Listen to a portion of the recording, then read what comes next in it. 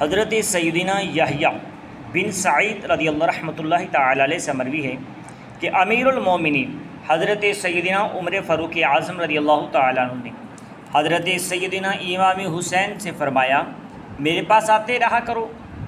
ایک مرتبہ آپ ان کی خدمت میں حاضر ہوئے تو حضرت سیدنا عبداللہ بن عمر رضی اللہ تعالیٰ عنہ سے ملاقات ہوئی۔ امام حسین نے ان سے پوچھا کہاں سے آ رہے ہو؟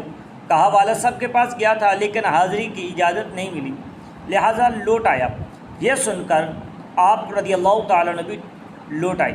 بعد میں امیر المومنین حضرت عمر فاروق اعظم رضی اللہ تعالیٰ عنہ سے ملاقات ہوئی تو انہوں نے فرمایا اے حسین میرے پاس کیوں نہیں آئے تھے؟ آپ رضی اللہ تعالیٰ عنہ نے کہا کہ میں حاضر ہوا تھا لیکن آپ کے شہزادے عبداللہ بن نے بتایا کہ مجھے اپنے والد کی بارگاہ میں حاضری کی اجازت نہیں ملی لہذا مجھے بھی لوٹ آئیں، اور کہ انہیں اجازت نہیں ملی تو مجھے کیوں کر ملے گی؟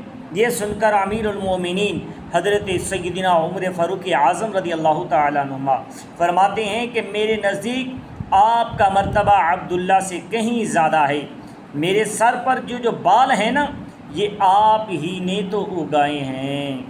کہا کہ آپ جب چاہیں جس وقت چاہیں آپ ہمارے پاس آ سکتے ہیں، آپ کو اجازت لینے کی ضرورت بھی نہیں ہے۔